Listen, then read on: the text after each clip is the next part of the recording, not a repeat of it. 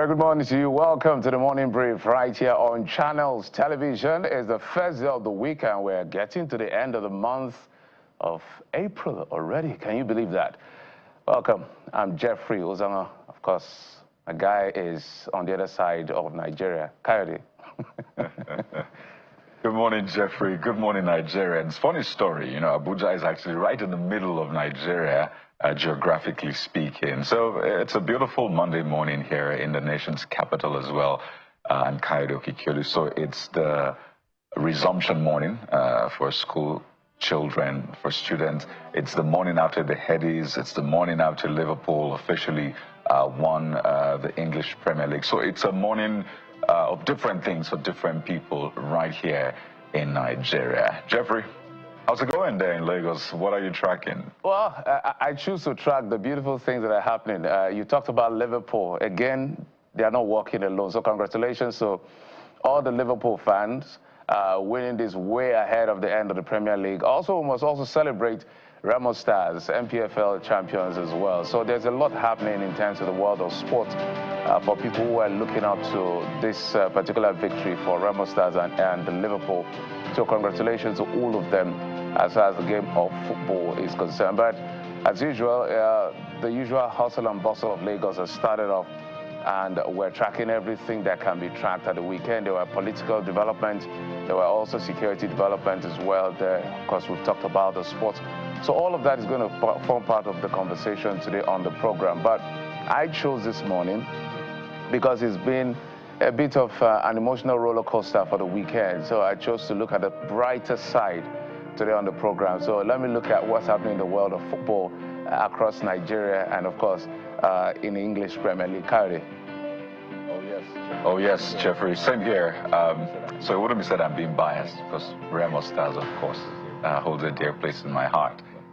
Well, let's allow you say that, right? But yes, Remo Stars' story is one of, I mean, it's beautiful to see, and I think it's meant to be a lesson for sports in Nigeria and Africa, how, you know, this team has been consistent over the years. A few years ago, they were third. 2023, they were second. 2024, second. And now they are on top of the league. But this goes back to all of the investment that Remo Stars has made. I mean, you go to their facility and you're wowed. So it's no-brainer, really. Once you invest in something, you get the dividends. Enough of the piecemeal investment here and there. I think Remo Stars should be a model for communities, for states, for the nation to maybe emulate. It's not too bad to say, well, Remo Stars, let's have a sit down. What were you able to do? How were you able to achieve it? How do we replicate this across board? So congratulations to Remo Stars. And I really hope that in the coming years, not too distant future, the Nigerian Premier League will also be as big as the English Premier League. We can do it if we pay attention and invest as we ought to do. And to the winners at the Headies as well. Again, we're focusing on the wins this morning. Would like to say congratulations to all of you. The arts that you're putting out there on a daily basis is finally paying off. So this is meant to be a shot in the arm. Congratulations. And to the parents that are maybe chasing their kids around this morning for school resumption, I wish you the very best, all right? Congratulations to you as well, so, Jeffrey. Exactly. As you've talked about Remo Stars, I know they literally built from ground zero to where they are. So I think it's a model that we need to study for a while to see how consistency can eventually pay off. So perhaps one of these days we're going to have their coach or their manager, whoever is leading that team, to come to the studio to share their experience right here on the program. But let's tell you what exactly we're doing today on the program. We will start off with what's playing out in the security sector. And this time we're zooming to Akwa Ibom and Cross River State. There's a notorious waterway called the Oron-Calabar waterway that we'll be looking at today on the program, because there have been incidents of kidnapping as we speak. Between 20, some are even saying 40 people have been kidnapped for over a week, going on 2 weeks now. And nothing, perhaps police is doing something, but there's been this back and forth as to the authorities and who is responsible for what. So the Oron-Calabar waterway corridor is going to be focused today on the program. Why the level of piracy has been so alarming. No, the Calabar to road is quite bad. So people now are using the waterway to travel between Akwa Ibom and Cross River. And now the pirates are picking people up on that particular corridor. It's becoming an issue that is of great concern to what you consider one of the peaceful areas in the country, but now is a hotbed for piracy, and that's what we're talking about today on the program in the very first segment. Kylie. Oh yes, Jeffrey, it's a source of major concern, and we'll get deeper into that. But that's not all we're looking at on the show this morning.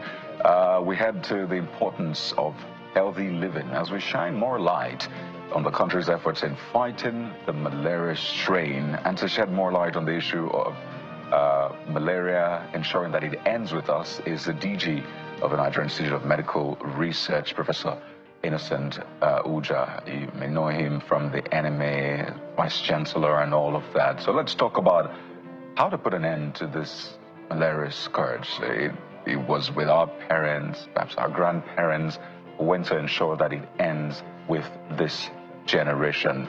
So it was, he's a former DG, I should say, of the NIMR, that's the Nigerian Institute of Medical Research. Jeffrey. All right, absolutely. So there's a lot more we'll be doing on the program. We're going to advise you on how to manage your devices, as well as take a look at a book, as well as other things within the creative sector. But let's get to what you are saying on the social media this morning. Kyle, maybe we'll get started with that particular, I'm trying to get to it. Yes, I think I'm there now. The video of a trailer falling off a bridge in Agege, Lagos, where people have been commenting. You know, Lagos is a metropolitan center, it's a hub. So that's the video, a trailer falling off this particular bridge in Agege. And I wouldn't know how much casualty, whether any casualty was actually recorded. So you can see, if you're, this is the camera looking downward from the bridge, Kayode. And this is quite scary. You can imagine driving around that area at this particular time. I remember this image wouldn't leave me. I've seen this kind of thing happen at Ojo Elegba, right here, also in Lagos, where that bridge is sometimes quite notorious for vehicles, sometimes even trailers falling off and literally crunching the vehicles beneath. So that's what happened at the weekend. Okay. Let's take a look at what you've been saying about this particular incident. Trailers and heavy duty. This is coming from Talk is Cheap FR. Say trailers and heavy duty trucks must be restricted from plying bridges like this to prevent such incidents. Kaide, maybe you have the next one if you can. Well, I think a lot of people are at least happy that this didn't turn fatal, and you see that this user says that we pray for the safety of lives, and I think, you know, it's something a lot of road users do these days. You head out saying a prayer under your breath that you don't experience things like this. I feel that we should have learned from these issues, and I'd love to see policy statements from government, particularly the Lagos state government, saying, but we've seen this play out time and again, and we're taking decisive actions. Again, we can say that thankfully this doesn't go awry, but what if it happens again? Because it might happen again if we don't learn from this instance. So that's from Wycliffe saying, well, we're praying as always, but we must also take action to ensure that this does not happen again. The next one is from Bigger Boy, who says that the rate of reckless driving in Nigeria is alarming. Accidents every day, everywhere. In a manner of speaking, I know you're trying to say. So this user is wondering, is it a thing of drugs or what? What about the checks? What about penalties? Basically just raising those enforcement questions. So you're talking about the last month in Lagos, the FRSC, it was the vehicle inspection officers as well. All hands must be on deck. Jeffrey. Absolutely. We're happy, at least from the records and the report we have, there are no casualties as far as this incident is concerned. But we must continue to appeal to the Lagos state government to do their best. It's a very big city. It's a small, big city in that sense, if I put it that way, where a lot of people want to come through, do business here. So the level of traffic regulation has to be top-notch. As well, I know that the Lagos state government had released some restrictions in terms of speed limit. I would prefer that those speed limits, cautions and all of that are put as a sign in those places, because Lagos has a lot of roads. How will I know I'm not supposed to drive beyond 80 or 60 and all of that? And then some of these articulated vehicles not to move during the day. But let's go to another thing we've been tracking on the social media, and this has to do with this video by Yamal, the superstar young man himself, who after winning the Copa del Rey were vibing to Skills' Shake Body, so you can see them. Let's take a listen.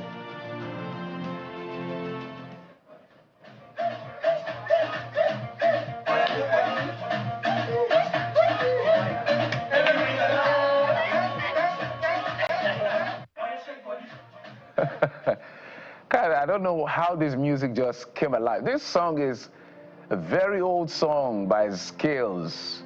Yamin and his his teammates literally vibing to this. And I've seen this video. I don't know whether it's a reinvention of the song or something, but it's great to see how big Nigerian music is. And this is not the first time we're seeing this. From Shake Body to Calm Down, we can go, the list is endless, to Yeah by Burna Boy. So it's just beautiful to see how Nigerian music is just turning up parties, whether it's in the dressing room or it's in the club or it's at parties generally. Kaide. Well, Jeffrey, I'm sure Skills will be eternally grateful to Lamin for doing this. I think they got to meet eventually yesterday and take pictures. But it's beautiful to see, and that's why it's important to keep doing whatever it is you're doing, because you may never know. I mean, this song was released when? 2015 or thereabouts? And imagine that song now trending years after.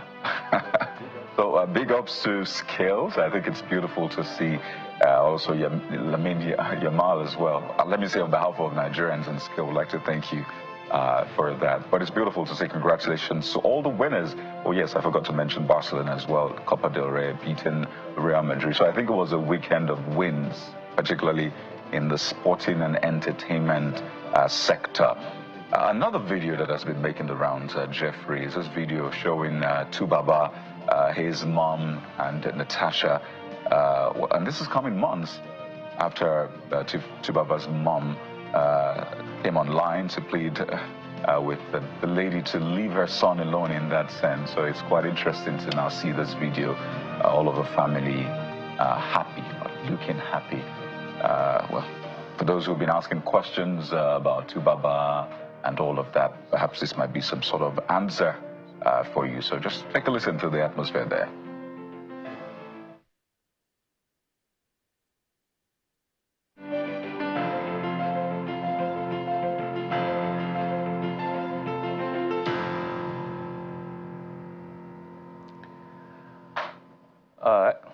That looks like a very happy family. Two-Face, Natasha, visiting Two-Face's mother. Okay, maybe we'll take the thoughts of Nigerians, Kaide. All right. So let's see. This one is from Nemeka, who's saying a prayer for the family. He's saying, let's pray it ends well. Wishing them the very best as they sojourn as a couple. Lots of prayers for them. So it looks like prayers from this user. But he ends by saying the end justifies the means. I don't know what this means really, but Jeffrey. I don't know what it means. Comment on that one. I don't know. Chooks for those says men cherish peace of mind to anything that can bring to the table. So I say different strokes for different folks, as you can see. It's a different kettle of fish for everybody. But maybe we'll move from there to what was said and credited to the governor of Jigawa State, telling core members posted to his state not to relocate, that they will find the state to be a place where they can grow and develop. I like the fact that he's marketing his state and he's trying to attract other people from other parts of the country who have come to serve in Jigawa State. He's a chief marketer, so what else do you expect him to do? But there's a lot more that has to be done for people to stay in his state like Jigawa. So for instance, Lagos State, which has all the hustle and bustle, it's not an agrarian place, it's a commercial city, it's intense, it's competitive. the buying power is high and all of that. So when you're telling people to come, and if you tell a Lagosian, somebody who may have grown up or schooled in Lagos, beyond words, there's a lot you have to put on the table. But I think it's a good thing to at least market from where he sits and say, look, I think you can grow your business and do whatever you want to do here. But let's take the thought of okay, let me just AB_I_NO. Says only in Nigeria that we beg people to be patriots. Kyrie, you have the next one. But hey, yeah, and it's quite interesting to see that comment. The next one, Mr. Nas saying lots of Southern core members end up settling in Dutse, Jigawa state after their service here. And I've heard a lot of people, core members who've chosen to stay back either in Jigawa, Niger, Nasarawa, and all, because there's lots of opportunities for them. And I think this is an eye-opener for some others. You find some opportunities there, whether you're media and the health sector, engineering. The truth is, it's not as saturated as Lagos. Yes, Lagos may promise to pay, but hey, it is oversaturated in that sense. So yeah, I think way forward, if there's the basic security, infrastructure, and the rest, and who says you can't settle down there? There you go. Okay, maybe we'll go to the last one. Let's see what the people have said. There's this video of students who wrote JAMB, we understand, I think that was on Saturday, destroying chairs at the center after the systems failed to work during the exam. So you can see the students, they went to participate in the Joint Admission Matriculation Board exams. And I don't know what happened that the systems failed, according to the students. Well, so one of them put out this video. That's my suspicion. System no work here. It don't turn wall. Simply saying, for those of you who don't understand Pidgin, more like the system is not working. Really? This has turned to a battle situation if I interpreted that correctly. So I can imagine how the feel is quite painful. I don't know what JAMB is going to do about this, or whether they later were able to write it. That's a different kettle of fish. But as at this moment, when this video was made, it's simply to the effect that they came to write their JAMB, from what we understand. The system failed, and in anger, they started destroying public property, which is condemnable, by the way. They should not destroy public property. There are different ways you can vent your anger, ventilate your thought, because those property perhaps bought by, whether it's a business center, a school center, whatever center that is, you have set them back in this very difficult economy. So it's condemnable to destroy the chairs. And you can see the NSCDC officials perhaps trying to see what they can do to just calm nerves. But I think it's unacceptable that the students have to destroy this, even though the system failed. But you can understand their anger, but we don't support this at all, at all, at all. But I'm sure that the authorities will do their best to make sure that whatever happened there is resolved either that day or some other date. It's really mind-boggling to watch this and see young Nigerians, a lot of them still teenagers, 17, 18, thereabouts. I understand the frustration. If you've written JAMB or prepared for JAMB and written JAMB, you know just how hectic it can be. But if there's a system glitch or network issues or any technical difficulty, usually JAMB will reschedule that examination and they can write again. So it's not as though they're coming back next year to write it. I understand that they can always reschedule to write again. So I wonder why they decided to react this way. You wonder what then happens when they get into university, when they're out of university, because there are other ways to resolve issues than this. So I think it speaks to a deeper issue, Jeffrey, and I think that's also what we should be looking at. JAMB absolutely come out and speak to this, ensure that they're rescheduled and they do their exams, but we should also look at the deeper connotation of this, because I don't want to see this as a security threat in the future, because that's what it's looking at like. Absolutely. So we'll take a quick break now. When we come back, we'll get to look at what the dailies are saying and get to the very first conversation for the day. Remember, we're talking about that Oron-Calabar or Calabar-Oron waterway corridor. that has become an alternative for people to travel since the road has been in a dilapidated state, traveling between those two states. But we'll take a look at the dailies when we'll come back. Join us again.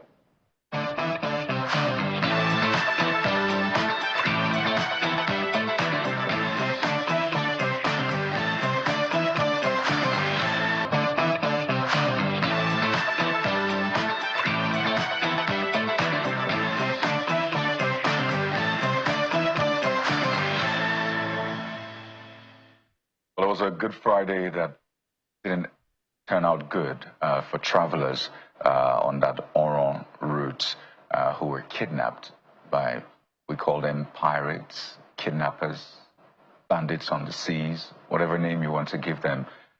These people, over 20 of them, remain in captivity over a week after. At first, you know, you had the police, particularly in Cross River, saying, well, we're not quite sure. We've not confirmed what happened. But you had the police in Akwa saying, yes, indeed, this happened. But it happened on the Cross River end of the waterway. But the point is, what happens in instances like this? If this is running into 2 weeks, what more must we do to ensure that every Nigerian is safe, whether you're on the roads, on the waterways, in the forests, ensure safety for all Nigerians? Because that's what government is all about, the security and welfare of its citizens. And we're joined on the program today by former Commissioner of Police in Anambra State, Mr. Deremi Adeoye, is right here with us in our Abuja studio. Welcome to the morning brief, sir. Good morning. Thank you very much. Good morning, viewers. Well, it's good to have you on the show, and one can only imagine what these travelers are going through right now as we speak, because being held under such circumstances is traumatizing. Some of them may be harmed. We're not even sure of their state, and that leaves a lot to be desired. But I want to start from this end. When this incident happened and, you know, newsmen reached out to the police, the Akwa Ibom police confirmed and said, well, yes, but it happened on the Calabar side. And then, you know, newsmen reached out to the Cross River police. And at that point, the police said, well, we're not aware of such up until a few days ago when a sort of confirmation was made. So why is it at first? It has to be the people that will take the news to the police of such magnitude in that sense, and then it takes a while for the police to be able to confirm what exactly happens behind the scenes before we get into the nitty-gritties. All right. Thank you very much. First and foremost, my thoughts are with the families of the victims. I can imagine the anguish they are going through right now. I also feel for the victims who are in captivity under inhuman conditions. When incidents like this happen, I think the problem of communication has to do with the topography of where the incident occurs on the waterways. If it was something on the land, for example, there are police submissions everywhere, information traveled fast. But on water, policing on water is done by the police marine section. And just like the land forces are overstretched, even the marine police capabilities are actually more than overstretched, because the equipment they have, both to patrol waterways and personnel, are not the numbers that it should be. And so the capacity to be everywhere is actually not there. So normally they have to rely on human intelligence. That is, those who witness what happened, giving information, this is what we saw. Now, in circumstances where there are no boats nearby, when the incident occurs, you know, you may not have an eyewitness that will relay the information to formations. Now, when Akwa Ibom confirmed that, yes, they have information about the incident, but it happened in Cross River waterways, the next thing they ought to have done is to alert Cross River Command, because the boat took off from Akwa Ibom. And if the jurisdiction is in Cross River, then one, they need to alert Cross River Command, and two, the two commands need to work together, all right, to locate the victims and rescue them as early as possible. Now, it is difficult to imagine such a large number of passengers being ferried into town, okay? So you can imagine that, well, the hideout will be somewhere in the mangrove, in the swampy areas, and what have you.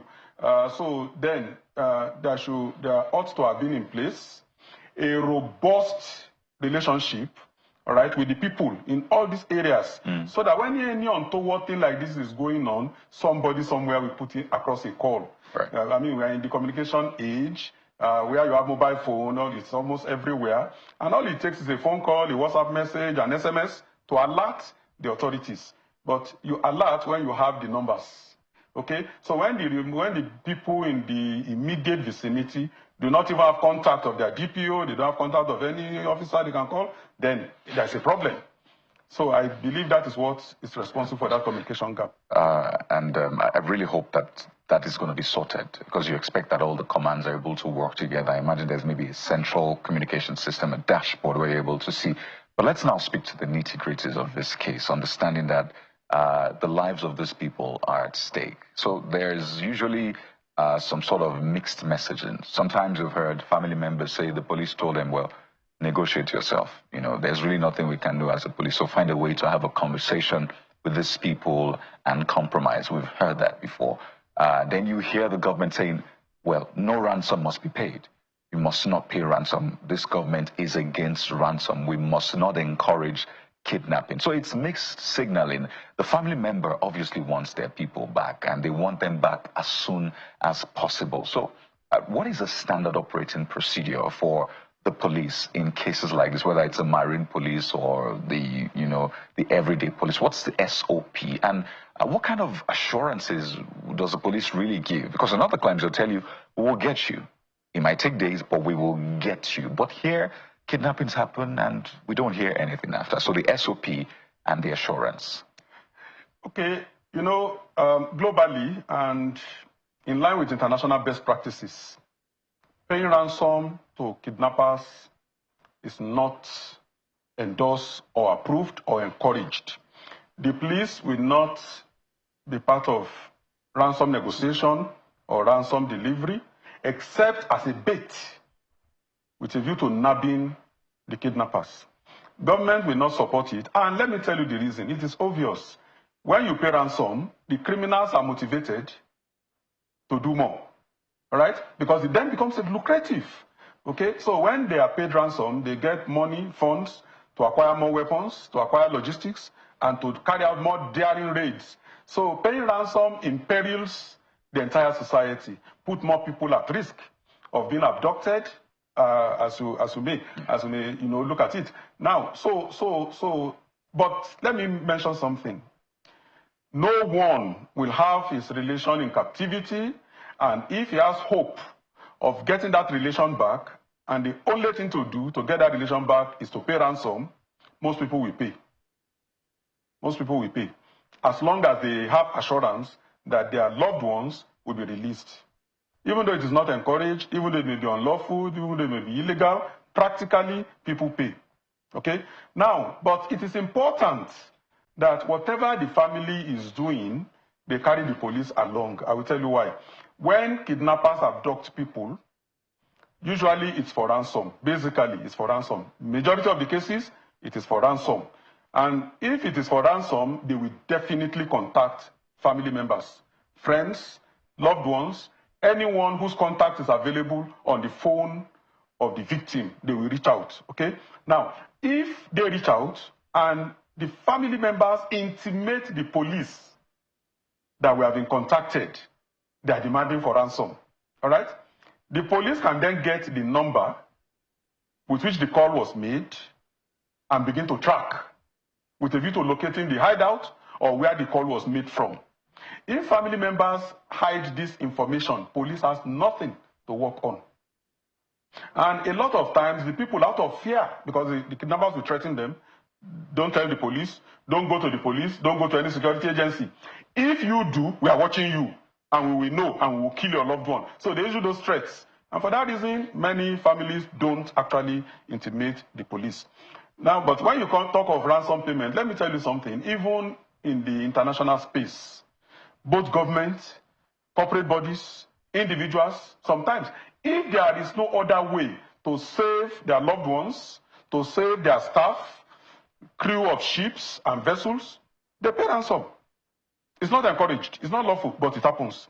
There was an incident off the coast of Somalia where ransom was paid, by a government, an European government, but as they were paying, they have forces ready. Once the victims are rescued, they swoop in with 4 helicopters, ambush the kidnappers, nab all of them, and recover the ransom money. And that's the point I was making. That is how it should be. Yes, and that's the point I'm making. We have these incidents. Collaboration. Absolutely. Exactly. You've talked about the devices, for example, of the victims. Time and again, you've heard different accounts. Sometimes you hear that this tracking device has broken down. Sometimes they tell you, well, you have to pay to use it. Some, they just stay aloof altogether. But this is an age of technology. There will at least be one mobile phone or mobile device to ping in that place. We can talk about fight against terrorism and banditry, where people tell you, well, don't you know where these people are? I'm sure you know. For the police of a country like Nigeria, you should know these things. So is it that they, as it is right now, from your experience, they don't know where they are, or they know where they are and they're trying to be careful, or they're just saying, family, you resolve this yourself? I would hate to think that a whole Nigeria police force is not able to track the location of these kidnappers. You see, the devices that are available to the police is a function of the funding they received. I have said it before that Nigeria police is grossly underfunded. The tracking devices are not available in every command. All right? Yes, I'm aware it's available in Abuja, the headquarters.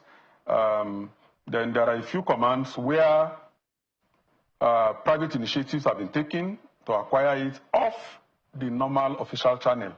But in most places, it is private individuals who are licensed by maybe the National Communication Commission, all right, that operates these tracking devices. So individuals are more equipped than the police in that sense? No, if you take it as a business, you invest in it, you acquire the gadgets, it's your business. Yeah, but that's an equipment that the police should also have. Yeah, the police should have it, but it depends on if the funding is available for it. We are talking of 36 commands, we are talking of how many divisions? Over 774 divisions, because every local government has at least one police division. And these devices are expensive. The allocation a DPO gets is not enough to run the station for more than 2 weeks.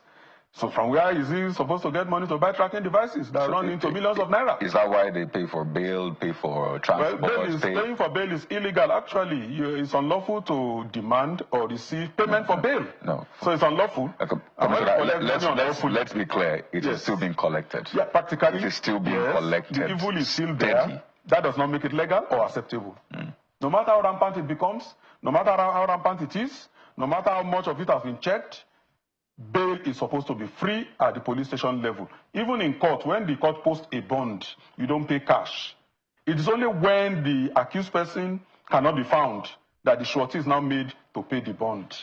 So many things still happen today, and it's vivid, it is open. Yes. You pay for bail, pay for generator, pay for petrol, pay for transport, pay for literally everything. There is no Nigerian that goes to the police station, except on rare occasions when you have the upstanding officers. But hardly would you find a Nigerian going to the police station just to lodge a complaint, and you leave the place without parting with a few thousand nairas. But I want to go back to the question I raised about assurance. Because you mentioned other crimes where these things happen, they will tell you, we will get you. So what kind of assurance then does the police bring on board as the primary security agency in cases like this kidnapping? I was going to say you are veering off the discussion, but you have rerouted us back to the issues at stake. No. These issues they're related. I have been a divisional police officer. I have been in charge of operations in a state, and I've been a commissioner of police in a command. And all through this, I've had countless number of instances, not only in my division, but in several other divisions. I knew, as a DPO, that I spend my money to put smile on the faces of victims of crime. Now, when somebody is a victim of crime, anyone with human compassion should lift the burden, make it lighter, and not to add to it. Imagine a situation where somebody has been robbed of his car and he comes to you in anguish. They've stolen my car, they've robbed me of my car and this and that, and you say, bring money for us to do this. It's heartless. Yeah. But I think it has to do with the individual personnel concerned. It's not an institutional thing. So in many places, you see policemen doing diligent work, going out of their way, putting their life at risk, going beyond the call of duty. to solve crime, to put smiles on faces of people, to bring succor. Yeah. So I think what we need to do more is motivate these police officers, make their wages a living one, and provide the tools they need to do the work, then supervise them. Supervise them to make sure they carry out their jobs in accordance with the dictates of the law. That would be a way out. So, what assurances then? And I imagine that you're putting yourself in the shoes of maybe the commissioner in the state, because these are things you have done before. What kind of assurances would the family be getting right now, or should the family be getting from the police, the primary security agency? You see, apart from assurances, I think the best assurance the families can get is to see the police actually working. All right? They need to see the police going out, taking steps, combing everywhere and contacting their sources for information and intelligence, you know, to locate where these people are and carry out a safe rescue operation. If a rescue operation will put the lives of the hostages at risk, then it's better not, you know, not carried out, because the aim is to get them out alive and unhurt. So if a rescue operation will imperil their lives, then it's better suspended until they regain their freedom. Well, let's go over to Lagos. Jeffrey also wants to put some questions for Jeffrey. All right, CP, a few questions I want to put across, and maybe you can help us intervene. So going back to the incident on the Calabar Oron-Calabar waterway that has become a hotbed for pirates and people who abduct people. The challenge here, and I would like you to speak to it since you've been a commissioner of police.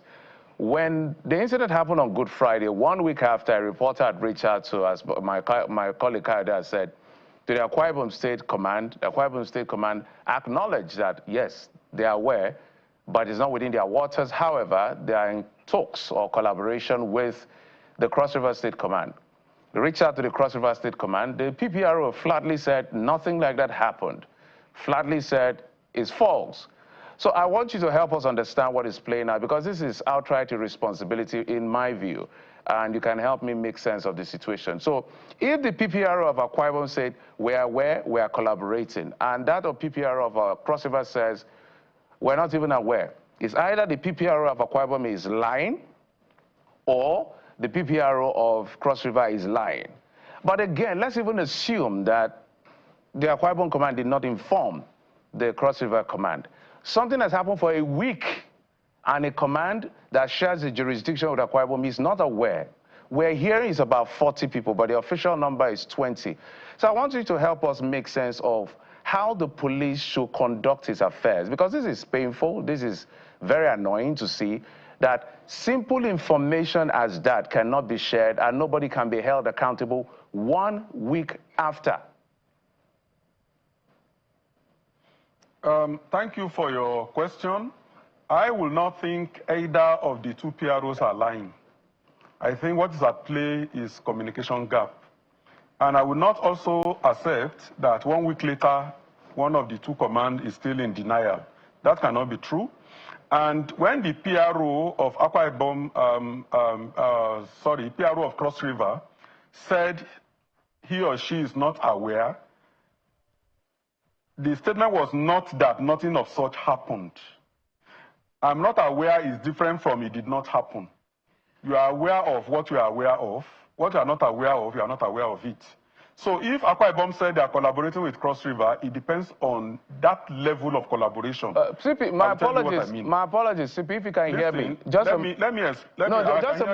Let me explain. No, CP, because the language is important. The language we read, I think language is important. The Premium Times reporter who contacted them, the PPRO of Cross River said it is false. Those were the words.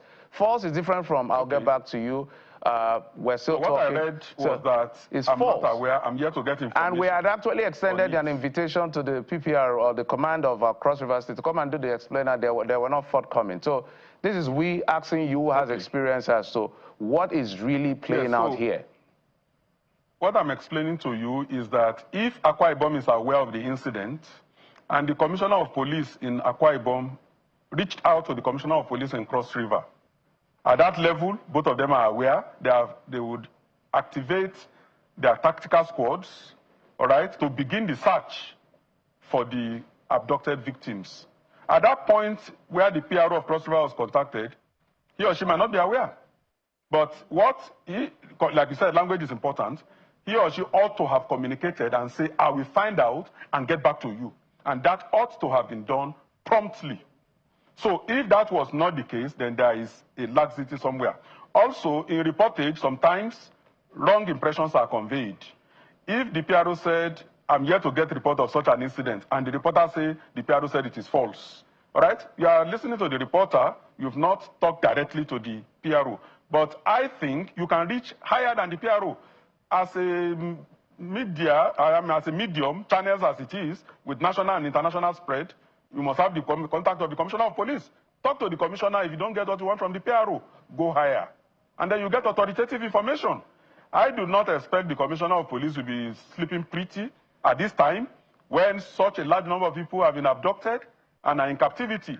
I don't expect any formation, any tactical squad that has responsibility for dealing with such crimes to be resting pretty at this time until those victims are rescued unhurt. I urge cooperation and support for the effort until those in custody are liberated.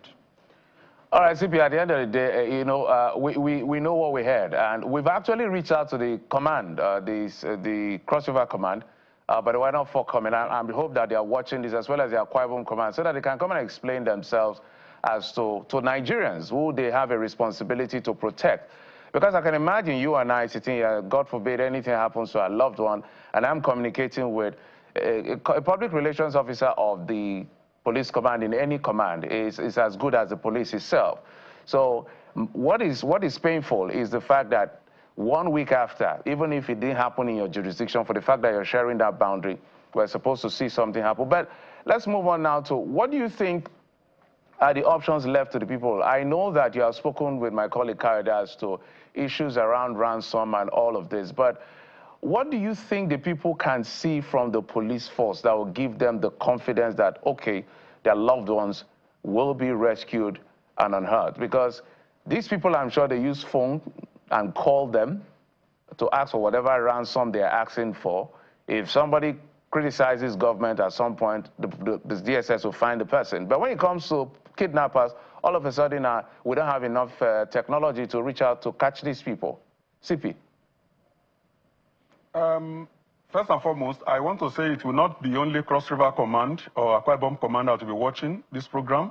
I know the force headquarters will also be watching and also taking interest, and you can rest assured that whatever needs to be done to ensure that those commands affected do the right thing will definitely be done. You will begin to see action and results in the next few days. There will be results. Now, coming to the other issue of what other option is left for the citizenry and what hope lies, for safety, I think, let's be sincere, I think our security forces are overstretched and almost overwhelmed. And the only solution to that is to enhance capacity, to build up capacity. I think, just like the Constitution pointed out, that security and welfare of the people shall be the sole purpose of government. That is the reason for the existence of government at any level. So what I will urge is for the government to take a holistic look at the security situation and take an audit of the capacities of the security forces, tasked to protect 200 million plus Nigerians and visitors, residents, expatriates alike. There is urgent need to beef up capacity, invest heavily in security, better training, better logistics, better technology, so that capacity can be enhanced, because criminality is surging at an alarming rate. And if you talk of piracy, for instance, it didn't used to involve kidnapping. Piracy is robbing of, hijacking vessel, robbing goods, and so on and so forth. But now, abducting people, taking them into hostage, has been added to the mix. So, in addition to other security challenges all over the country, which everybody is aware of, and security forces, I must say, from my own point of view, are doing their best, because I've won the shoes and I know where it pinches. So it is high time Nigeria invest more, up its game, pay greater attention to the security sector, and enhance capacity to be able to deal with these emerging threats. And technology affords a lot of cutting-edge advantage that can be tapped into. For the people of Nigeria, I want to say, my thoughts go to them. I know how it feels when you are vulnerable, all right? So, but please, let them bear with security, let them bear with government. Rome was not built in a day, even though life has no duplicate, and safety of life cannot wait for time. But let them endure, solution is in sight, and let them continue through their mandate. Right. Put pressure on government they elected so that more attention will be paid to security. I know you've served in the Niger Delta, from correct, served in Port Harcourt, you've served in the Northeast, yes. Borno, yes. I believe. You served in the Southeast, served yes. almost everywhere. That's right. And then you retired last year. And then you went into business in some sense, and I know that controversy, which is still on. I understand that about 32 investors have sued you and 4 others to render account of about 1.4 billion naira investment. You made the news last year and all, but how is that going now? Are you rattled? Are you sure that you can pull through this? Wonderful. There's this saying that a clear conscience fears no accusation. Not just a clear conscience. When you have set out to create wealth for those who have confidence in you, those who trust you, those who have entrusted their resources to you, and you work day and night to justify that trust. If you have a membership of 1,300 plus, and 32 fell out, all right, because they couldn't have their way, and then because of that they start making trouble, it's to be expected. I mean, if you have skeletons in your cupboard, if you have not justified the trust, 1,300 will not remain with your cooperative. So people still remain. 1,300. And we just paid 100 million naira dividends and bonus shares to them for the last financial year. I understand the case has been adjourned till, is it June or July? The case has come up 3 times in court. Right. We were there. None of them showed up. Well, this is one we're following closely. Yes. It's a very interesting one. Yes. But we have to. And let me tell you how the 1.4 billion naira they are claiming came about. No, maybe we'll leave that for the court, or maybe another time we'll have a conversation okay, with you. That is fine. But That's their computation. I just paid them a lot of I just money. wanted to get a sense of your expectations of this. But we have to thank you so much. Former Police Commissioner Anambra State is served across Nigeria, Mr. Jeremy Adeoye. Thank you for your time. And internationally too, with African Union in Addis Ababa, United Nations in Liberia. There you go. I thank God and I thank Nigeria for the confidence it reposed in me. And we thank you for your time. I will always serve this country and I will always serve the people. All right. Thank you very much, former Commissioner of Police. Thank you. Well, there you have it. We're expecting the best from the kidnap situation. Now, we'll keep staying on this. Hopefully, the Cross River State Police Command and the Akwa Ibom State Police Command are able to give us updates on this collaboration. But we'll take a quick break now. When we return, let's talk about your gadgets and devices in a moment. Stay with us.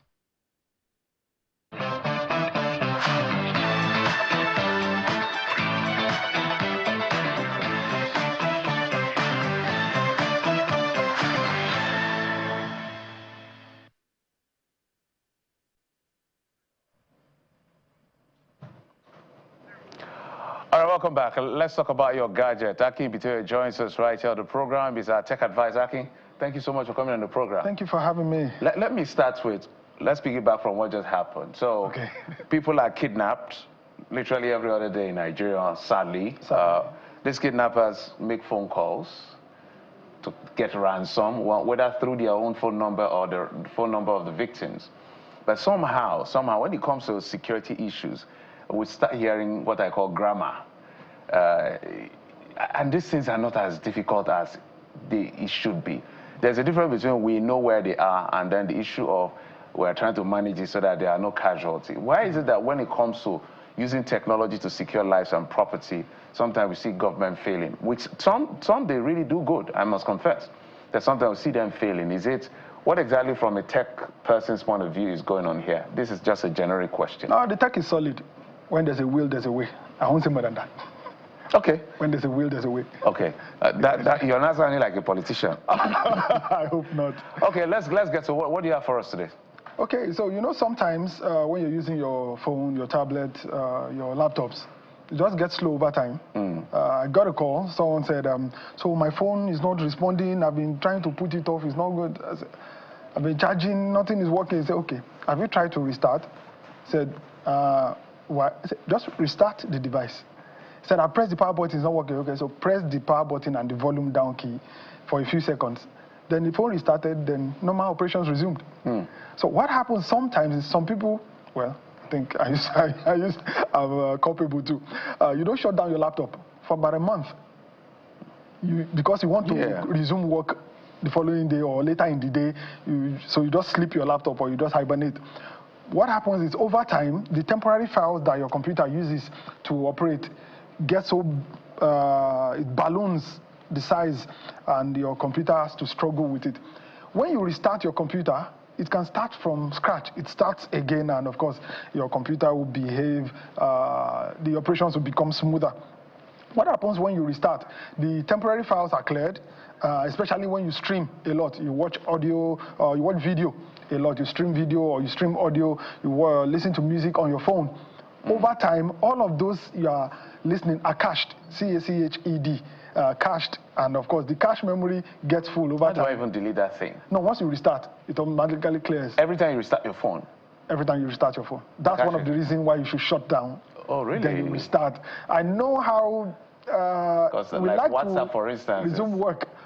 If you use WhatsApp on your phone, WhatsApp on your computer, every few months, you should uninstall the WhatsApp, then reinstall it on your laptop. Okay, not on your phone. Yes, because the files, the video, the documents are downloaded on your laptop. Then sometimes you wonder, my laptop is full, but I did not install anything. All your WhatsApp videos are the culprit. Isn't that when you set it to automatically download? Maybe on your laptop, Wi-Fi, it will download. On your phone, you can set it to not download. Yeah. But when you're using it on your laptop, when you map it to the laptop, exactly, it just goes on. For convenience sake, you are searching for a document, you just search WhatsApp, it brings it out. All of those are actually stored on your computer, and you don't find them readily. Okay. They are stored in a certain folder. So restarting your computer will stop the background apps from running.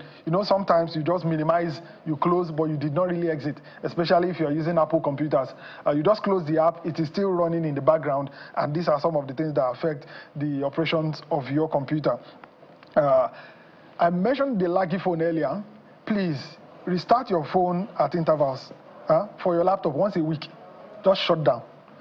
You can sleep for the remaining time because you can resume the work you're doing. If you're typing a document, for example, and you're not done, you don't want to close it, you just sleep the laptop. When you resume, it goes back. Sometimes you notice if you're using a Windows software computer, it just automatically trips off and shows a blue screen with some gibberish on the screen.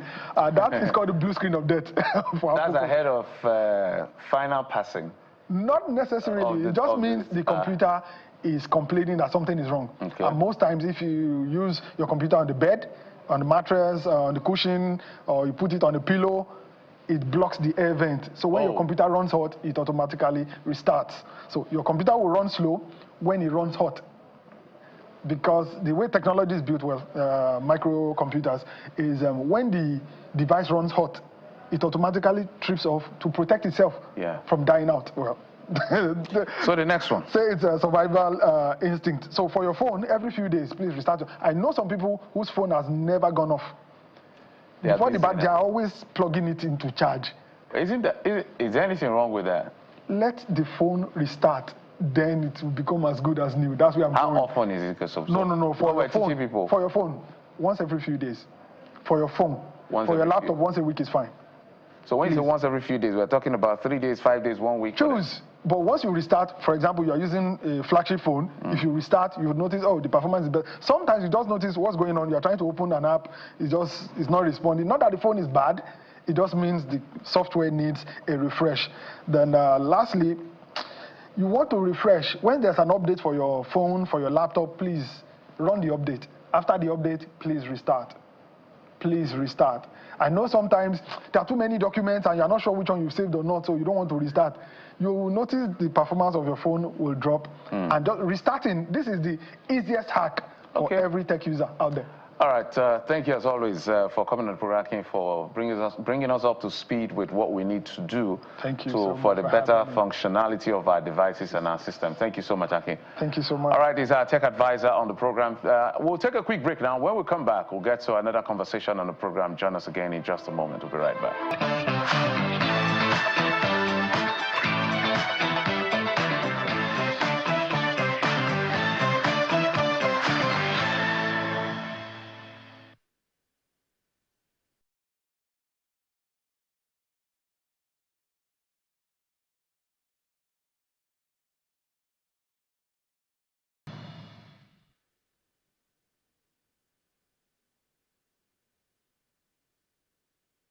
Well, Professor Innocent Uja joins us on the program, former DG NIMER, former enemy president. He's live from Katsina State today.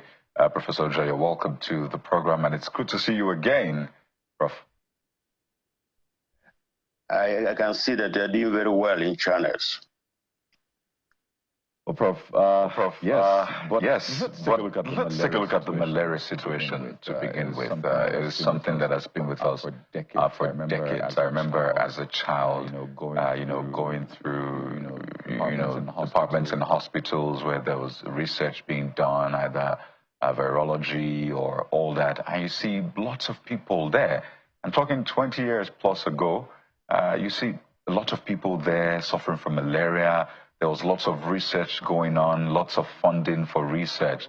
And here we are today. According to the World Malaria Reports, Nigeria still accounts for 31% of global malaria deaths and 27% of total cases worldwide. By the way, Nigeria's population is less than 5% of global population. But when it comes to malaria, we carry the biggest burden. What for you has been the reason why malaria seems to love Nigeria? By the way, we don't love malaria. Well, thank you very much. Thank you for, again,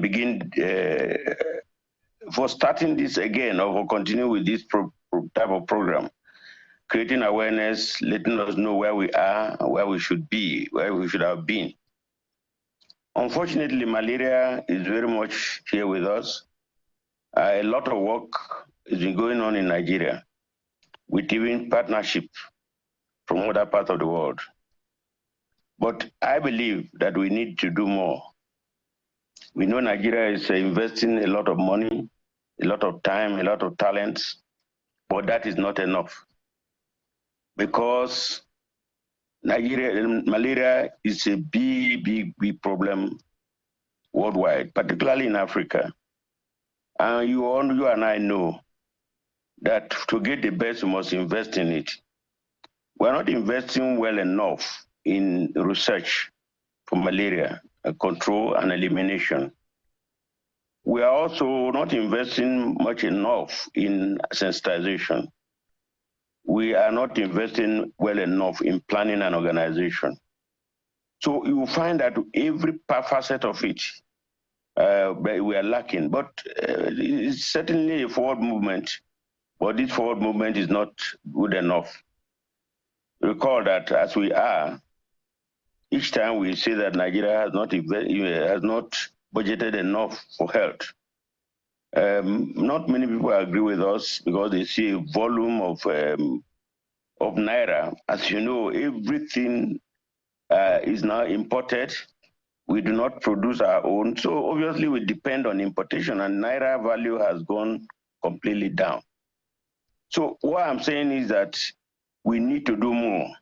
We need to ensure that more budget, more utilization and accountability will be expressed so that we know exactly how far we can go and plan very well for our people. We are a large number of people, it's true. You look at it, you see when we talk about malaria, eradication, elimination, we look at health alone. No, there's Ministry of Environment.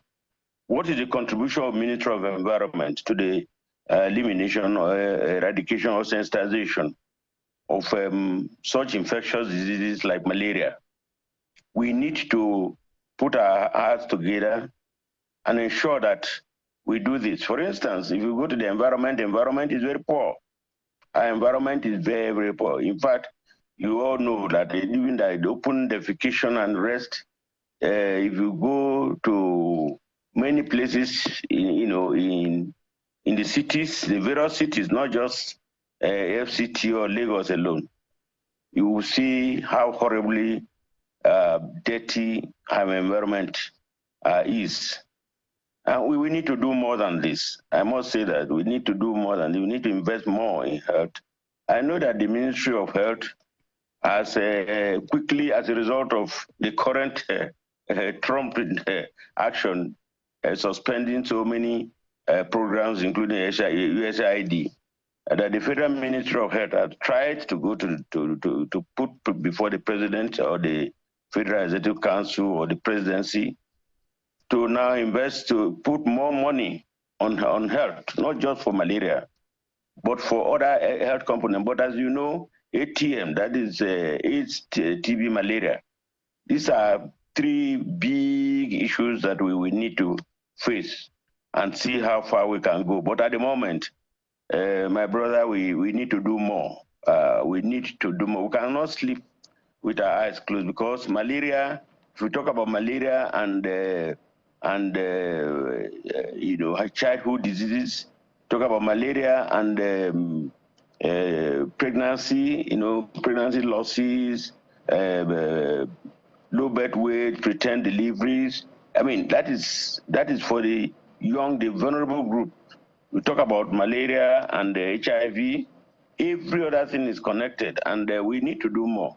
So in my opinion, what we need to do is to come to the round table again, strategize, plan, and see how better we can do many of our programs.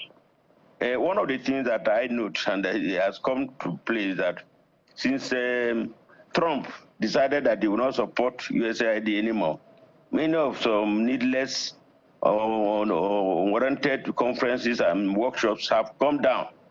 What it means is that we can do without some needless conferences and workshops. It's good to have conferences, need to have meetings, but they must be such that we must get what we need from such conferences, not just going because the money is there. Because right now, you know, the money is no longer there. It means that it is possible to re-strategize. It is possible to face our cases squarely. It is possible to train and retrain some of our people.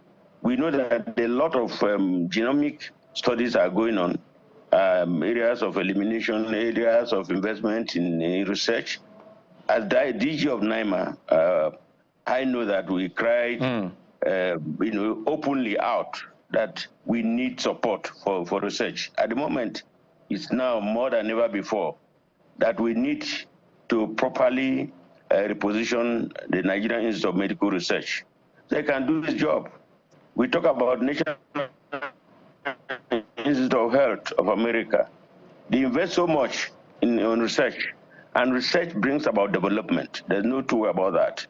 So my plea to the authorities is that they should refocus so that Nigeria can gain.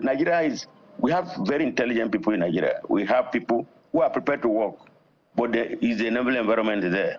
We need the enabling environment to work. Once we are given that opportunity, I can assure you that Nigeria will go places. After all, Nigeria is all over the world, doing great things for other countries. So why can we not do that for our own? Yes, please. Yeah, Prof, I'm happy that you're using words like reposition, because that's what we need. It's quite sad to see that fundamentals like health, we are still dependent such that when these sources are cut off, we start running around and trying to cover up the gap that has been created. And you've also mentioned some of the things that I think I heard from the former Minister of Women Affairs, who had also alleged that when these fundings come, at least in our own area, what happens is the real money, the money for the real work is not, it doesn't trickle down to the common man, maybe, who is supposed to be a beneficiary of all of that. So you have awareness campaign programs and all of these things taking a chunk of the money.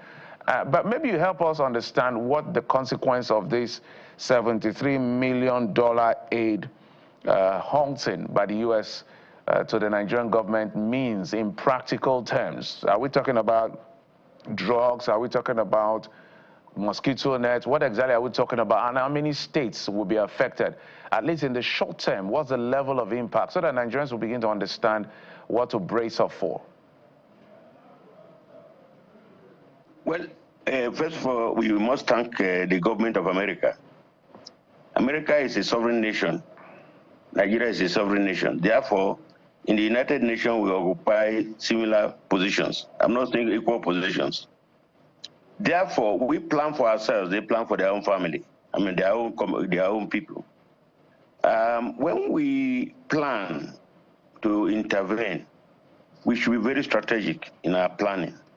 Let meetings and conferences not take a big chunk of our meeting. We know we need meetings. There's no two about that. We know we need to interface, among ourselves. But like I said, some of the meetings and conferences are needless.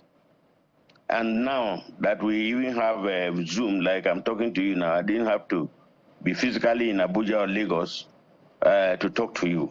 So this technology has improved a lot, and that can save a lot of money for us to have money that will be used for very, very vital issues. For instance, if we want to do some tests, for instance, that we have been told, and it is true that we need to test before we treat.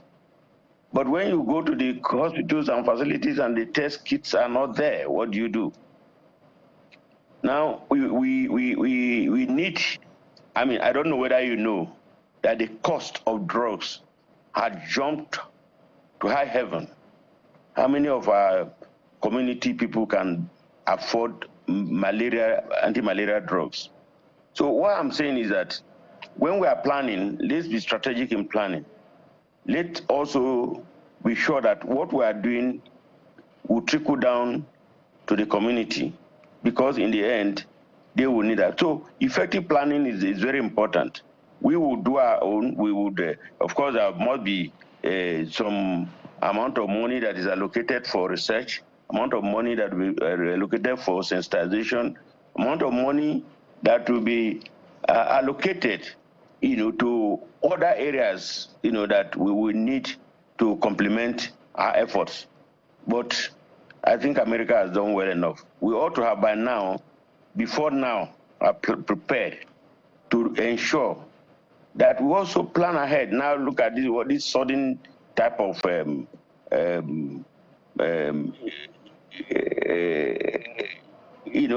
actually interruption. I wouldn't say interruption, but probably it's a joyful interruption by the Trump government.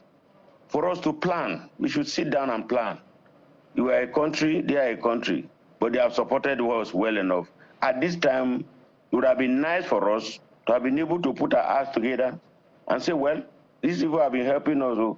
Let's also plan for ourselves. In that case, probably the shock wouldn't have been so much. But right now, to recover, I'm happy that the coordinating minister had gone to the presidency to seek for more funds to be able to fill the gap that has been created as a result of what Trump has done. And you can't blame him for too long. You've been helping people, they have refused, like he said. We're helping people that we are unable, I wouldn't want to say we refuse to. We do not see the rationale for effective planning, and also trying to hope that tomorrow or sometime somebody may even bring, some unexpected shock to our own country. And then that is what we are suffering now. We need to now re-strategize. We need now go back to do all that we need to do to make sure that Nigeria does not suffer unduly. All right, Prof. Maybe let's go back to the issue of research in that sense. And you've talked about funding. I know that the federal government, we know security, health, education, I think one other sector, health, as well, is part of the major part of the biggest part of the 2025 budget as it is. But we cannot talk about health without talking about the contribution of the subnational. I would like you to speak to the direction the subnationals should take, because when we talk about this wholesome money, they trickle down to the subnational, not just the federal government alone. But sometimes we don't see the level of investment that is required. So, for instance, primary health care centers, these are simple things that even local government should invest in. But when we talk about local government, we don't even talk about healthcare centers. We always look at federal government, at most the state government. So if you were to speak to the subnationals in that sense, what is the direction they should take going forward? Elections are coming in 2 years' time. The conversation is about one election, one coalition. But the real governance issues, they are taking the back seat. So I would like you to speak to subnationals. Maybe if you can even be specific as to who is doing well and what can be improved upon in certain areas as well.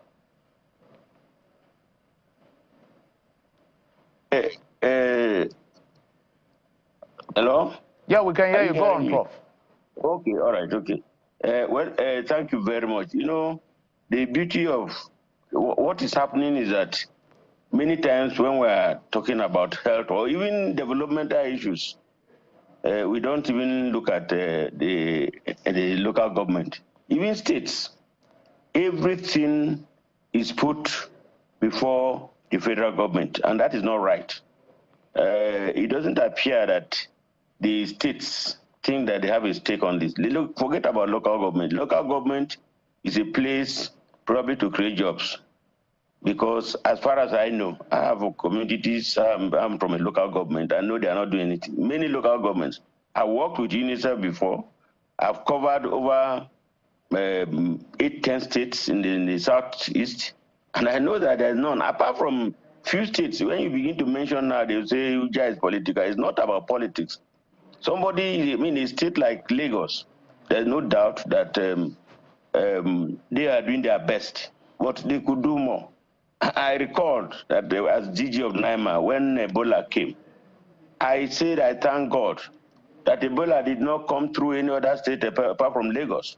If it were from any other state, Nigeria would have been wiped out because Lagos was prepared to work. Let others, what we call a peer review mechanism, let other states learn from the good states that are working. It's not about competition. If you are better than me, I'll go and learn from you. So a place like Lagos, Lagos is doing very well as far as I'm concerned, and it shows. It shows. Other states might be doing well, but we've not seen in this. They should have regular peer review mechanism. It's not doesn't have to be the commissioner. You know, the directors can meet, look at what is good in one place. How can we use what you have so that we can improve our own? It's not a competition. It's not about election. It's about improving the lives of our people. And I don't know how we can resuscitate local governments, but I don't think there's effort, even from state governors, to help or discuss with the local governments. I think the only thing they're looking for now is the money that comes to local government. And it's not very nice because people are suffering. The cost of drugs, the cost of treatment is so much now that not many people can afford it. So I don't know what you can do, channels for us to go to the grassroots and continue to view some of the activities, the sufferings of the common people, only for them to go there at the last minute to hear and say they want their votes. If I had the opportunity, I will make sure that the local government do not vote for anybody because they are not helping anybody. Many of the leaders are not helping the people. And I'm very clear about what I'm saying. We have to anchor at this point. Still lots of questions about the malaria vaccines and what the future holds. But the point is to ensure that we don't hand over malaria to our children the same way it was handed over to us by previous generations. We have to thank you so much, Professor Innocent Uja.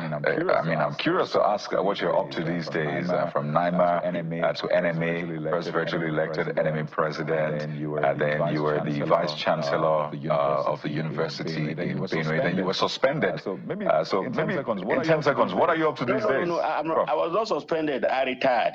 Nobody could suspend me. In fact, the chairman of council that thought that I was suspended had been sacked. And not only that, the registrar was sacked, the acting vice chancellor then was sacked.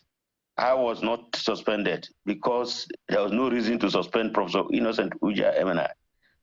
You see, people have evil intentions and God pays back very, very quickly. So, FUSO, Federal University of Health Sciences Otukpo, which I pioneered, is on course and is doing very well.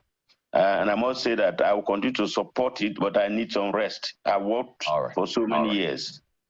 You clocked 70 last year, so it's understandable to get some rest. We have to thank you so much. Obviously, you're still doing some work, Professor Innocent Uja, from a DG NIMA, from an NMA president. Thank you very much. Thank you so much. I wish you well, always.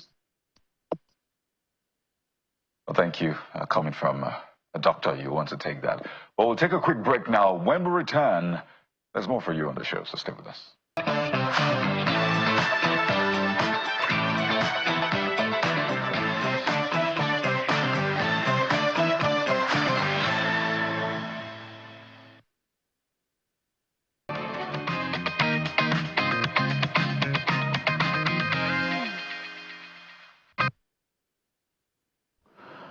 Welcome back.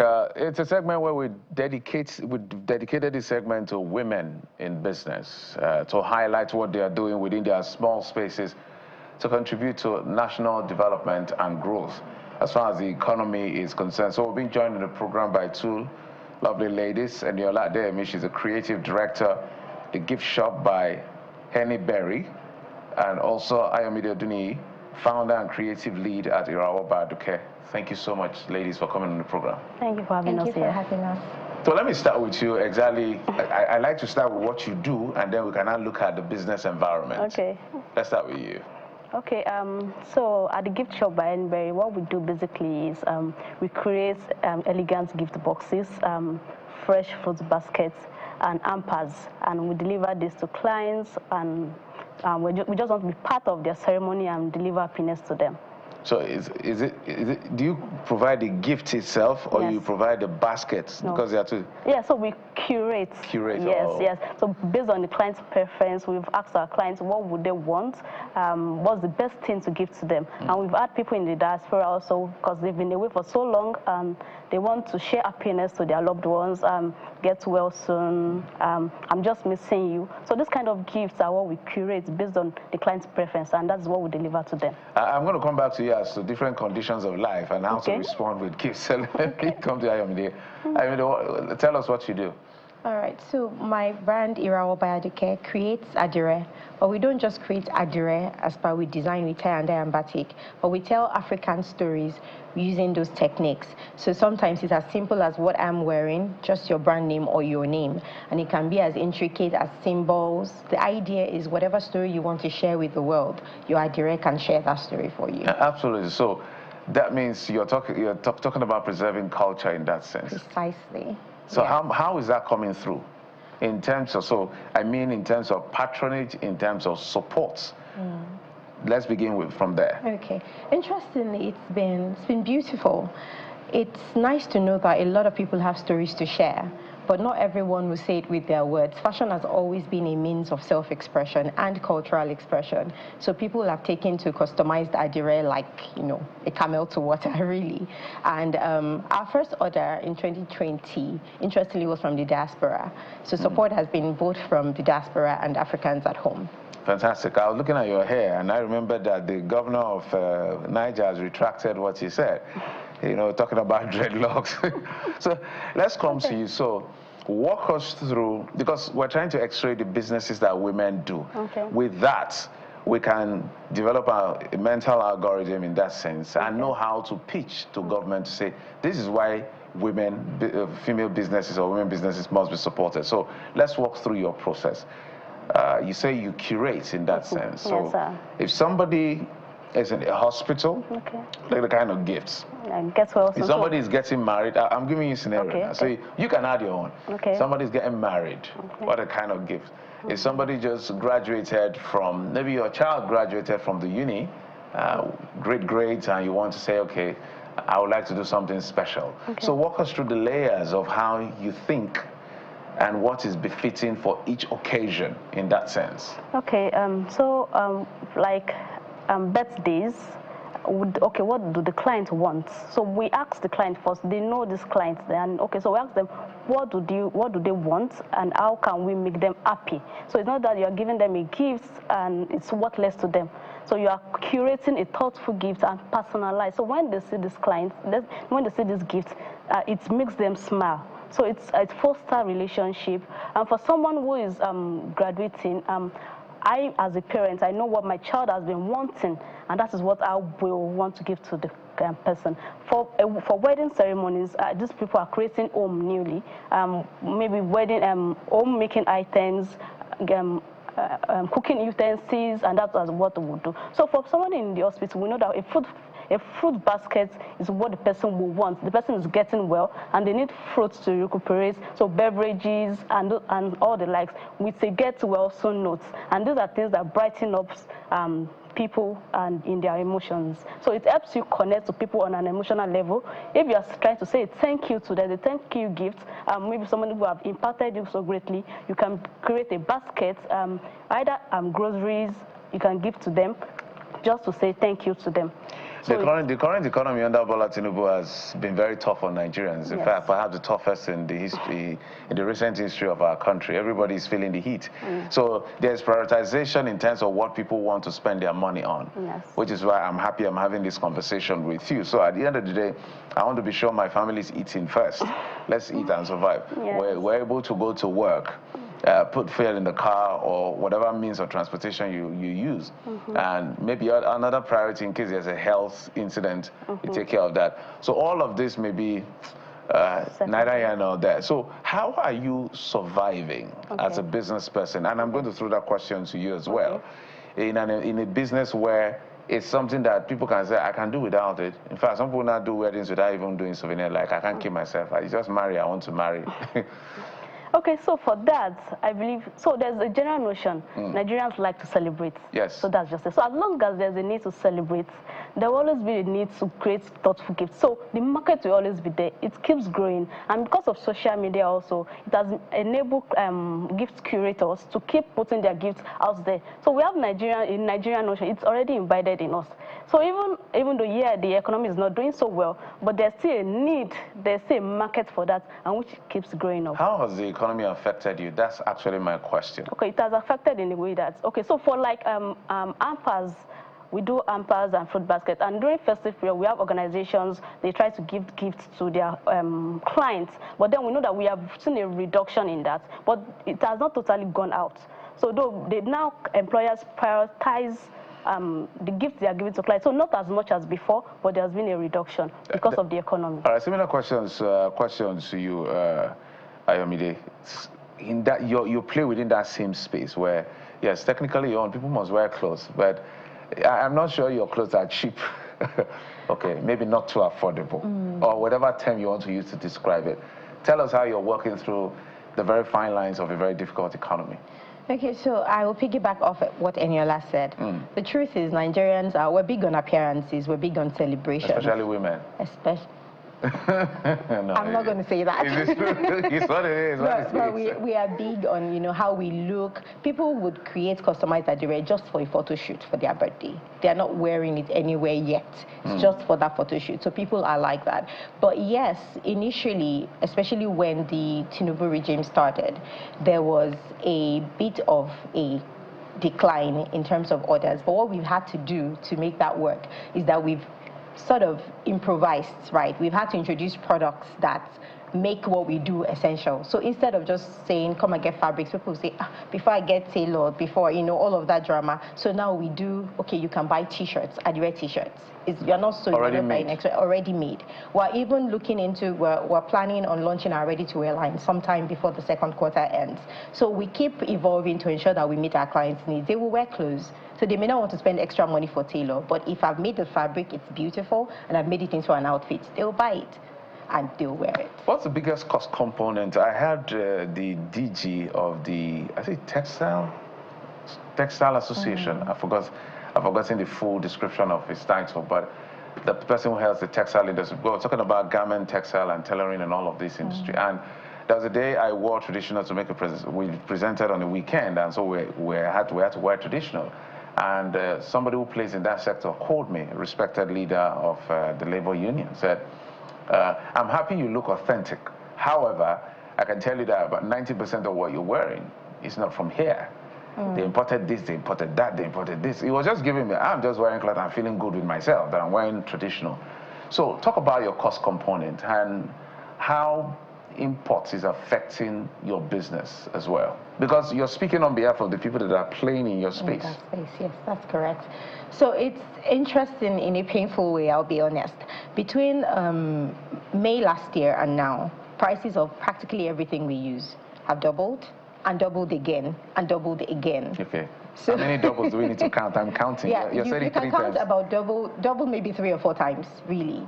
So our fabrics are imported. The fabrics we use for the dyeing are imported. There is a particular kind that is made here in Nigeria, but not a lot of clients want it. Let's rewind.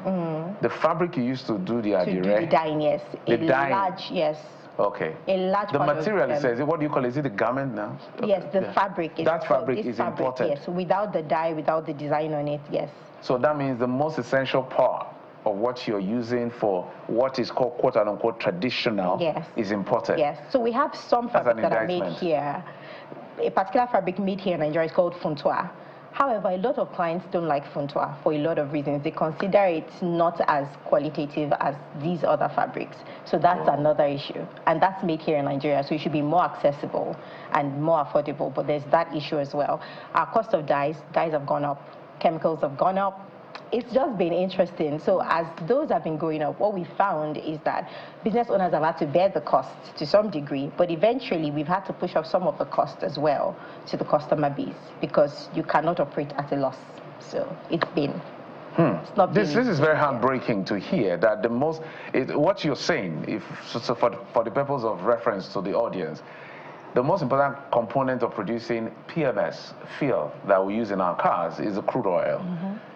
And so you're saying that the crude oil of producing adire, which is the fabric itself, is imported. It's mostly imported, yes, that's correct. Oh dear. Let me throw it to Kaide, my colleague who is in Abuja studios. Maybe he has some questions for you, Kaide.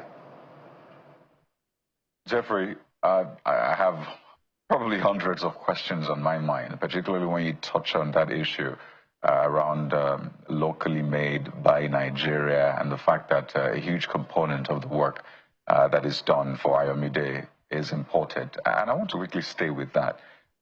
So Funtua is meant to be the hub of, cotton work in Nigeria. But I understand that there's only one factory standing, and it's not even standing that strong. So how do we find a way around this? Because if they don't get patronage, and I'm talking about the factories, they will close down. But you say a lot of Nigerians say they want quality in that sense, or something that is more quality. The other climes have been able to find a way to churn out quality, but it didn't start that way. They had to learn as well.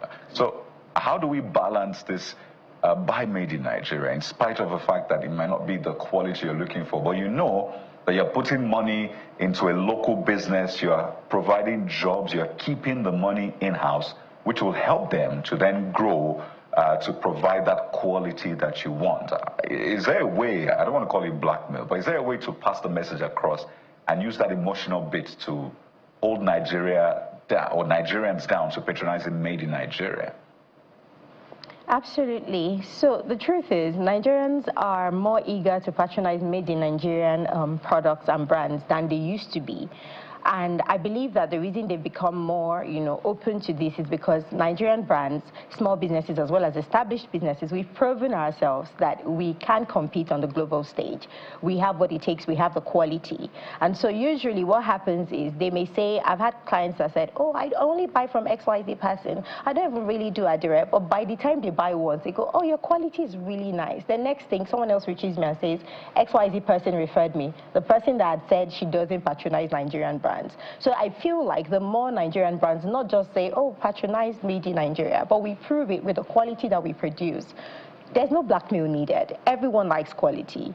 And if it's now ours, Nigerians are proud of Nigerians. We are very proud people. So naturally, they will patronize if we're offering quality.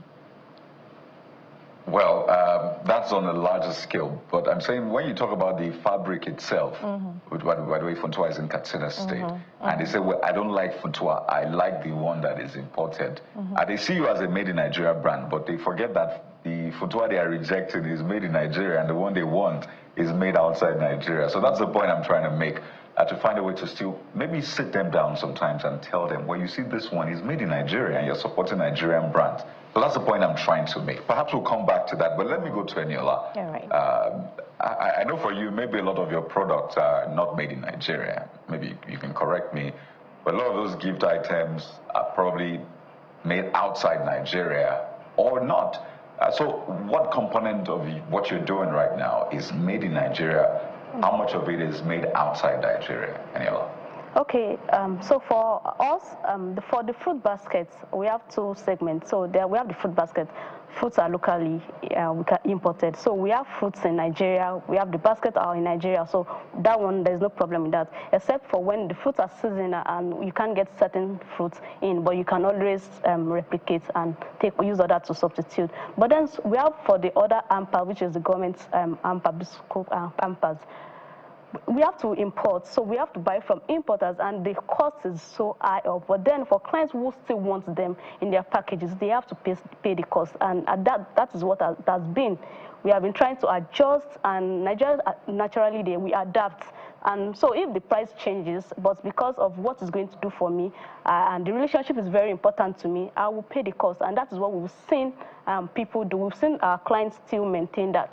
For people who can afford it, we go for it. And that's why we have different options, and we work with people's budgets. So when a client comes, we ask them what their budgets are. And so we are able to give them varieties of options to pick from. I think we need to have this conversation. You see people now and say, no, let's do agbalumo, let's have African cherry in this fruit park. You know, let's stick with fruits that we have here in Nigeria. But I want you to speak to our gift-giving culture in Nigeria. How much of it do we have? So here, it's your birthday, for example, and people are the ones telling you to celebrate your birthday for them. They're asking, what will you give us? But it's my birthday. You are meant to give me something, right? I usually find it curious when it's people's birthday and say, oh yeah, celebrate birthday for us. I'm like, no, you should celebrate me. So how would you describe the gift giving or the gifting culture in Nigeria, really, from your own experience? Do we need to do better? Yeah, so the gifting culture for Nigerians, yeah, most people, they won't celebrate you because that was part of my story, and that was part of what got me here. On special occasions, I rarely get gifts. And so that's why I decided to change the narrative by starting to do the gifting. So that aside. So, but people, not just on birthdays, people give gifts.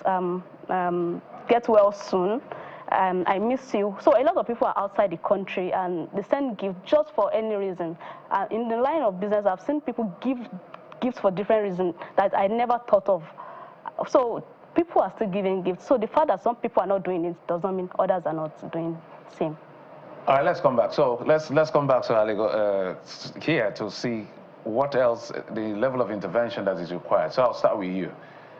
If governments were to bring you to the table, let's have a conversation. We know you're struggling or you're having a challenge. You say you've X'd it by 4 times or so in terms of your cost component. Of course, you're going to pass it on to all of us one way or the other. What are you going to be telling the government that you need to do to further scale or even float and say sustainable? Okay, so I believe that for people that create hand-dyed fabrics, 2 things that matter to us are, it would be great to have raw materials here, right, not have them imported.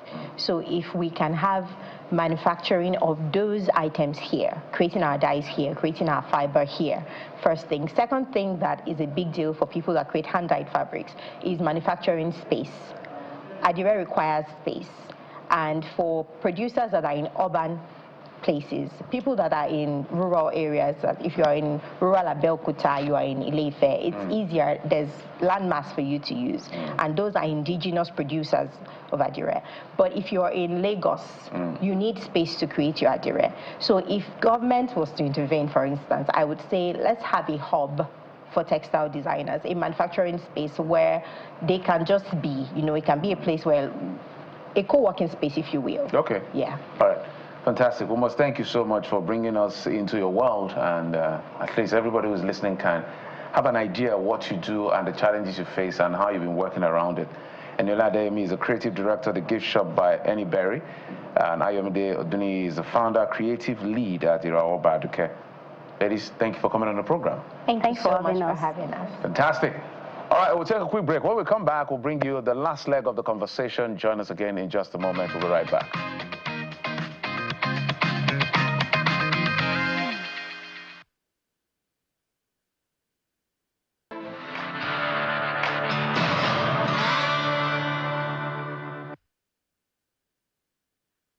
Mariam Hassan Booker joins us live in our Abuja studio today. She is a storytelling consultant, founded through My Voice. Obviously know her as a spoken word artist and so much more. Good morning. Good morning. How are you doing? I'm doing good. A lot of people know you more as Alhan Islam. Yeah. So let's start from there, because that's what your handle is. That's what a lot of people know you as. Oh, that's a real name, right? So tell us, what does Alhan Islam mean to you and generally? Alhan, Islam to me is almost like a covenant between me and my mother, my late mother, Hawa Maina. Alhan means melody, and it is the Arabic word for melody. Islam, peace, so it's melody of peace. And why I say that it's like a covenant between me and my mother, it's really because I'm a lover of the Arabic language. I mean, languages in general, but I have a thing for Arabic language. And growing up, I would always want to speak in Arabic. I would learn Arabic. And so there was a Barbie cartoon, and there was a particular character in there called Melody where she would sing, and when she sings, it's like every dream of hers comes true, and she had the power of the voice, and so I wanted to be called Melody. And then I remember telling my mom, like, the meaning of melody in Arabic is Alhan, and so she would call me Alhan whenever I make her happy. And so when she started doing that, I was like, okay, I'm so going to hold on to this name, but also knowing that I'm a free-spirited person growing up, and so I wanted to put something close to my name that would remind me of who I am, because there are different phases of growth and we all go through different things in life. And sometimes you might slip a little, and then you not that you forget where you come from, but there are things that, you know, happen. So I wanted to put something that could remind me, even when, you know, in the future something happens, that this is who I am. And so I added Islam to the name, and then it became Alhan Islam, melody of peace. And so that name means the world to me. I mean, for people who are thinking, I know the name, Hawa Maina, very, very popular Kannywood actress. She passed on a few years ago. Yes, she passed on, it would be 7 years, 2nd of May, yes. Amazing. And I'm told that this runs in the family blood for you. So your mom an actress? Yeah. Who else? My grandma, I'm a 3rd-generation artist. My grandmother was a dancer. And then my mother was an actress, and I am a poet. Yeah, so it runs in the family. It's beautiful. And I imagine the next generation taking it a notch higher. You're a hit, not just in Nigeria, I mean globally. You are kind with your words. Not a true story. For the fact that you do spoken word, how much it has caught on. I mean, you're on Davido's album. Right. So am I being kind? I'm just being truthful to the fact. So speak to us. First, you're from northern Nigeria. Yeah. And then you picked this art form as a woman, and you're able to give it so much traction. You've performed global stages, you've partnered with global organizations. How did you do this? How did you achieve this? Again, I would give credit to my mother. And why I'm saying this is because it all started when I was 13 years old. 2 of my aunts got brutally abused by their husbands, short interval between the 2 abuse, and then I watched how my mother fought for them. My mother was never the person to be quiet. And whenever she would see oppression, whether it concerns her or not, she would find her voice, and she follows it through with action.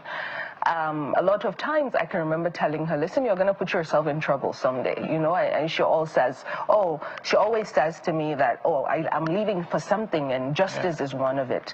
And so watching how she fought for them. For me, I was 13, I felt powerless, but that was my favorite aunt, and so I wrote an open letter to the husbands, and then I gave my mom, I said, go give it to them. How dare they hit my aunt? And she read it, and she came back. She said, you know, there are elements of poetry in this. And I said, I don't even know what you're talking about. So she pulled out a poem she wrote for my father when they were dating. And she showed me, and she said, this is poetry, read it. And then I started to really fall in love with words. And she said, let's make a video of this letter that you called it. And I said I was shy, I cannot do it. So she let me be, and then when I turned 17, she came back. She said, can we revisit that conversation? And again, honestly, big shout out to my late mom, because she would always treat me as someone who had the right to make a decision, whether or not at the time she feels it's wrong. She would kind of like let you be, digest your thoughts, and then come back and have a conversation with you. So she had the conversation, and I said, fine, I'm going to do it. I'm going to try. She said she would be the one to direct it, and she will be there. So I said, okay. And we did that. and she put it up on her platform, and her colleagues started reposting it. Someone picked it up, put it on YouTube. It hit like 3 million views. She started getting calls. And the one thing that stood out for us was when someone from our hometown, Biu, in Borno State, calls my mom to tell her because of that video, he stopped hitting his wife. Wow. And so she told me that, and I said, oh wow, something that can change someone's mindset. I always wanted to be a doctor growing up, but I was like, maybe this is the kind of doctor I am meant to be, a healer, someone who can use words to change, perspectives, and also to heal people, to heal the world. So I said to her, I want to keep doing this. And she said, okay. So what we started doing with my mom was she would take like newspapers, give it to me, tell me this is what's going on, oh, this is the issue going on here. And then I would be inspired to write. And then the video that hit 3 million views, Lola Shunay came across that, and I was invited. This was during Erufai's tenure in Kaduna, and he was supporting the arts. So Lola Shunay then was looking for a northerner to open the maiden edition of Kaduna Books and Art Festival, because he said he wanted a northern person. So she called me, and then the rest was history. I mean, you have over 500,000 followers on Instagram, on Davido's album. My colleague Jeff is in Lagos, and Jeffrey, I know you have questions for this doctor of words. He now prescribes words for ailments, basically the right words. Over to you, Jeffrey. Yeah, it's quite interesting and exciting listening to you, but I would like you to walk us through what you're doing to replicate yourself, because that part of the country is quite conservative. We know the issues that are in that part of the world, part of the country, I should say. But it's important we have as many educated, well-informed, articulate women as possible, which perhaps may be another pathway to rescuing Nigeria, because I've always said that whatever we're dealing with today in Nigeria is as a consequence of male in leadership. No woman has led the country. So what are you doing to make more of you? Allow me to use that term. Thank you so much, Mr. Jeffrey. So what I am doing is through my voice, basically through my voice. This is where Through My Voice comes in. Through My Voice is an initiative where we basically build the digital advocacy capacity of young poets. And to be honest with you, it started as a result of my mom's death, because I thought, okay, my mom actually gave me the platform. She encouraged me. She gave me the resources. She did what multimedia cross-pollination also with poetry to help me be out there. She leveraged her social capital for me. And so I thought, okay, there are a lot of young people in northern Nigeria that do not even have mothers that are courageous enough to come out and say, no, this is what I want my child to do, or this is what my child wants to do. And you as the father, you have to support. And I'm not saying being submissive as a woman is not the way to go, but submissiveness also should not come, should not be a pathway to encouraging injustice or silencing voices. So I thought I would want to be what my mother was to me, to other young storytellers, by also giving them resources, things that I've inherited from my mother that can be used for more than just myself. And so that was how Through My Voice started. And so far we have been able to train over 500, I think we're at 565 young storytellers now, and we created programs such as the Writer's Room, where after the session we group them into people that are interested in like content creation, people that are in need of mentors, and then we actually give them those resources, including some micro grants as well.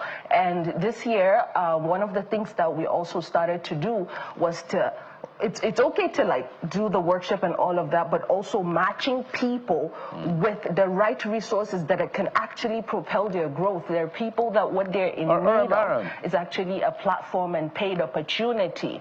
And so one of the campaigns that we did this year was with the Gates Foundation, where we leveraged the voices of young Nigerians. And this is also like I would say, a solution to the problems of Nigeria, because one of the things we started tackling was neglected tropical diseases in partnership with Gates Foundation and DevEx. And we had the young storytellers that we had trained to use their local dialects in actually talking about these issues using poetry. So one of the interesting ones that was done was by Pari Olodo, where he used Yoruba. And actually he talked about a snail fever. And we did a production for him, and we also got him paid for that, for his work. And you could see the joy on the faces of also these other storytellers, including myself, because this is proof of concept that we can use poetry as a potent tool for advocacy and also policy decision and sort of directing our leaders into the right direction to take action. That's beautiful. So yes, indeed, this is some sort of treatment so when we call you and others doctors, we're in the right space. Final note. I mean, it would be remiss of us not to hear some sort of poetry for you. But I want to tweak this a bit. You've talked about your mom a lot. Is there one line, two lines? If you could talk to her right now, what is that one thing or two things you would say? In poetry, I would say to her that your hands are magic. I come from a mother whose hands were magic, and she could fix anything broken, where tears were just a kiss, meant hearts were just a hug. I come from a woman whose toil was grace. She blessed me with the little she had to make the most of me. So I come from a hero, after all. And that makes you a hero as well. It's been amazing speaking with you, Miriam Hassan Booker, storytelling consultant, founder Through My Voice. I mean, your passion is I can hold it as it is. Thank you for your time. Thank you so much for having me. Thank you. Thank you. Whew. We need to go now, as much as I don't want to, but we have to anchor at this point. Thank you so much for being a part of the show, and we hope that you're encouraged, you're motivated today by our lineup of guests. I'm Kayode Okikule. Absolutely. Actually reminds me of a movie I'm seeing called When Life Gives You Tangerine from Korea. It's a beautiful one. But just before we go, let's say that we would like to hear from the Akwa Ibom and Cross River Police Command concerning the abduction of between 20 to 40 persons on the Oron-Calabar waterway and what the authorities are doing to ensure that place is no longer a hotbed for piracy, given what has played out on the Calabar road that is not passable as we speak. So we'd like to hear from the Akwa Ibom State Command of the police, especially again, the Cross River State Police Command, because those people, as at now, have not been released. Okay, thank you for your time and company. I'm Jeffrey Uzong. Sunrise Daily is up next. Bye-bye.